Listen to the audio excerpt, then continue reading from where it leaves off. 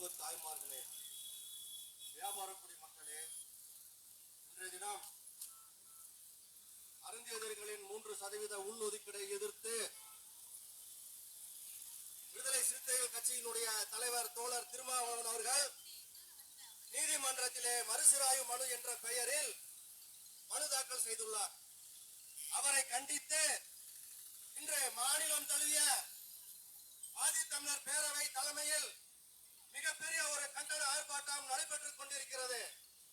இந்த கண்டன ஆர்ப்பாட்டத்திற்கு திராவிட தமிழர் கட்சி துணை நின்று எங்கள் அருந்ததிய மக்களை நாங்கள் காப்போம் என்று இந்த நேரத்திலே என் சொந்தங்களுக்கு நான் உறுதியேற்கிறேன். என்னென்று கொண்டாருக்கு உய்வுண்டாம், உய்வுள்ளை செய்நன்றி கொண்ட மகற்கு என்று சொன்ன என் ஐயன் திருவள்ளுவன் வாக்குக்கு இணங்க முதலில் அரசு ஊழியராக இருந்த தோழர் திருமாவளவன் அவர்கள் மதுரையிலே கட்சி துவங்கும் போது அங்கே அவருக்கு அடித்தளமாக இருந்து அந்த கட்சியை வழிநடத்தி சென்றவர் நமது அருந்ததிய மக்கள் என்பதை அவர் மறந்துவிட்டாரா? இந்த திருக்குறளுக்கு பொருள் என்ன? எந்த அறம் செய்தாலும் மறந்தாலும் அவருக்கு வாழ்வு உண்டு. ஆனால் ஒருவர் செய்த உதவியை மறந்தால் அவருக்கு வாழ்வு என்பதுதான் இந்த பொருள். இந்த திருக்குறளின் பொருள் அதுதான். அப்படிப்பட்ட மக்களுக்கு அவர் துரோகம் செய்திருக்கிறார் என்பதை இங்கே நான் அழுத்தமாக நான் சொல்ல விரும்புகிறேன்.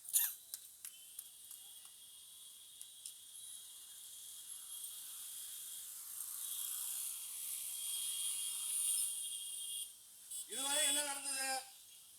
பறையர் பல்லர்கள் எல்லா அரசு ஊழிய அதிகாரிகளும் பெரிய அதிகாரியா இருந்தாங்க. அவங்களா இந்த அறிஞர் மக்கள் வெறும் குப்பை லவம் சாக்கடை லவம் தான் இருந்தாங்க. அப்படியே அதாவது சாதிக்குள்ளே சாதி. பறையர் பல்லர்கள் ஒரு தீண்டாமையை தான் அறிஞர்களை பார்த்தார்கள். அப்பொழுது அறிஞர் மக்கள் தான் இந்த தொழிலை செய்ய வேண்டும் என்ற ஒரு நிலைப்பாடு அரசு வேலைவாய்ப்பு அலுவலகத்திலே இருந்தது. இதை யாரால மறுக்க முடியுமா? அப்படிப்பட்ட நிலை இருக்கும் போது எங்களுக்காக எங்க மக்களுக்காக எந்த தலைவராவது குரல் கொடுத்திருப்பார்களா? நாங்கள் யாரை நம்பி இருந்தோம்? எங்களுக்காக குரல் கொடுப்பார்கள் என்று எண்ணிருந்த பல்லர் சமூகத்தை கிருஷ்ணசாமியை நம்பி இருந்தோம். செய்தாரா? இல்லையே. பல்லர் சமூகத்தின் தலைவரான தோழர் திருமாவளவனை நம்பியிருந்தோம். செய்தாரா? இல்லையே. எங்கள் தலைவர் வந்த பிறகுதானே எங்களுக்கான உரிமையை நாங்கள் மீட்டெடுக்க வேண்டிய வீதிக்கு வந்து போராடக்கூடிய நிலை வந்தது. ஏன் அதை செய்ய மறுத்தார்கள்?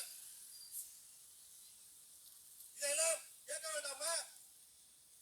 என்ன நடந்தது? அவர்களே சரியாக கவனிக்க வேண்டும். 2008 அறிஞர்களின் நிலைப்பாடை கண்டு அறிஞரிய தலைவர்கள் எண்ணற்ற ஆர்ப்பாட்டம், எண்ணற்ற போராட்டம், எத்தனை போராட்டம் எங்கள் தலைவர்கள் செய்திருப்பார்கள். இதற்காக உயிர் தியாகம் செய்த தோழர் 6% இடஒதுக்கீடு வேண்டும் என்று தன் உடம்பை தீக்குளித்து இறந்த தோழர் ராணி அவர்களை நாங்கள் மறந்து விடுவோமா? தோழர் நீலவந்தன் அவர்களை, நெருப்பு போராளி நீலவந்தன் அவர்களை மறந்து விடுவோமா? தோழர் மகேஸ்வரை மறந்து விட முடியுமா? இப்படி இந்த சமூகத்திற்காக, இந்த இடஒதுக்கீடுக்காக தன் உடம்பை தீயிட்டு கொளுத்தி மாண்டு போனவர்கள் தான் எங்கள் சமூகத்தை சேர்ந்த இந்த உயிர் தியாகம் செய்த நெருப்பு போராளி. அப்படிப்பட்ட போராடி செய்து வாங்கி பெற்ற இந்த 3% உள்ஒதுக்கீடை எடுத்தால் அது யாராக இருந்தாலும் நாங்கள் எதிர்த்து நிற்போம் என்று கூறிக்கொண்டு, தோழர்களே ஒரு உதாரணம் சொல்கிறேன்.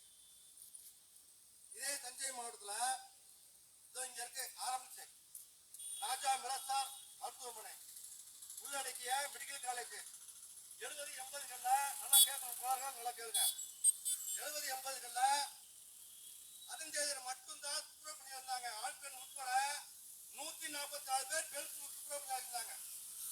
அதுல பறையர் ஒரே ஒரு நபர் வந்தார். அவர் பேரு சந்தனா கூப்பிடாத பேரு.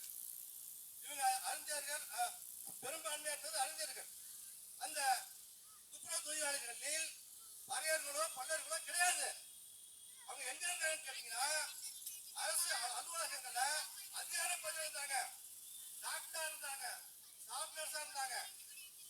எங்க அறிஞர் மட்டுமே துப்புரவு தொழில் மட்டும் இருந்தாங்க.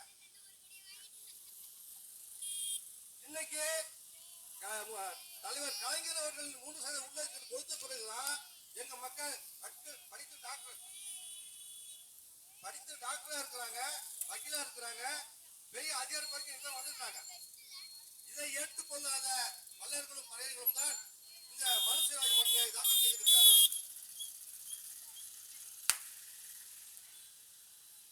இது ஏதோ சாதாரண கிடைத்த உள்வைப்பு இல்ல.